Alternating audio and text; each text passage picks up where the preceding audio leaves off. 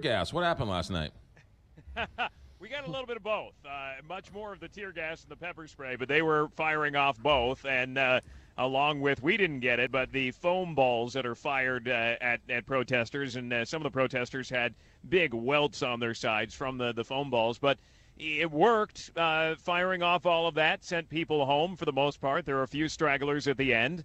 And they had to deal with those into the wee hours of the morning. 4 people were arrested. The numbers were relatively low, but there was a lot of tear gas. For about an hour or so, a lot of tear gas fired off. Any property damage? Any police cruisers overturned? Anything like that?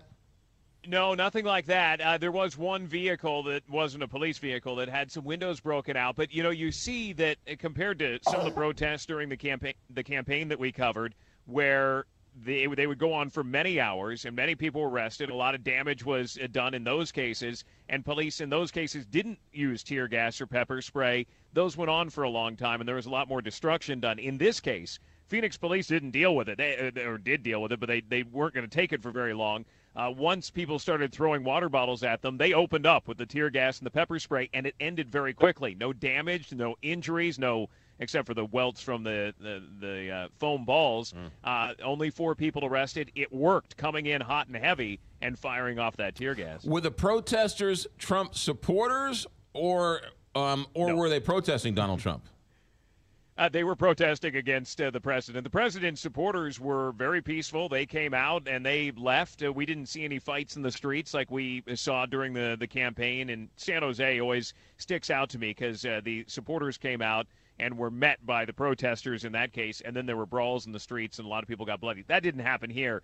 The supporters of the president, while they were offering some certain fingers to the protesters who they could see as they were walking out and yelling things at them, they pretty much got in their cars and went home. It was the protesters against the president who began throwing things at the cops, and then the police officers responded. Alex Stone, the response this morning, Trump supporters love the speech, but the experts are calling it unhinged.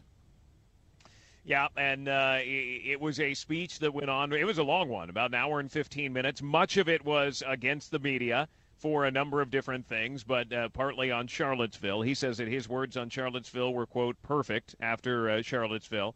And he says that the media are giving a platform to white nationalists. He's kind of turning it around on the media, saying it's not me, it's you guys. And he went after the reporters on a number of things, saying that at one point making the comment that journalists hate this country. I don't know if that's true, but he made it to the crowd, and the crowd turned around and started pointing and booing at reporters. Also went after the 2 Republican senators from Arizona, Jeff Flake and John McCain, calling them out for John McCain's vote on health care. Jeff Flake, he has issues with, and he talked last night about border security and crime. He didn't name them by name, but he made it very clear who he was talking about as he was going after them. Was Joseph Arpaio, America's toughest sheriff, was he anywhere in the building?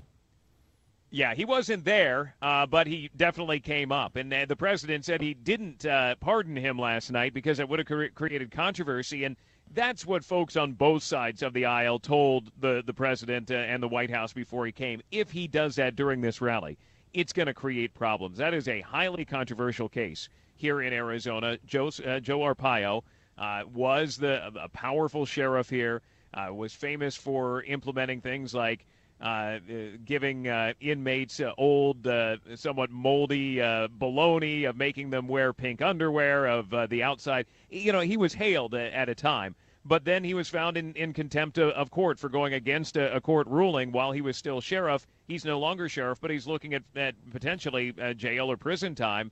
And the president has made it clear that he is seriously considering a pardon. There was some indication he was going to do it last night, calls for him not to do it. But the president all but said he's going to do it last night, saying Sheriff Arpaio is going to be fine. He doesn't need to worry about it. He'll be fine, that pardon will likely be coming. And, there are some who are criticizing the president if he does it because Arpaio was a big supporter of the president during the campaign, and that it seems to be payback of some kind.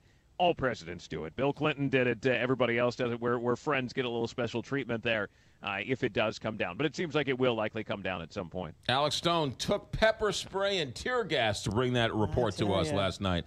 Alex Stone, thanks for checking in. You got it. Have a good day. ABC News.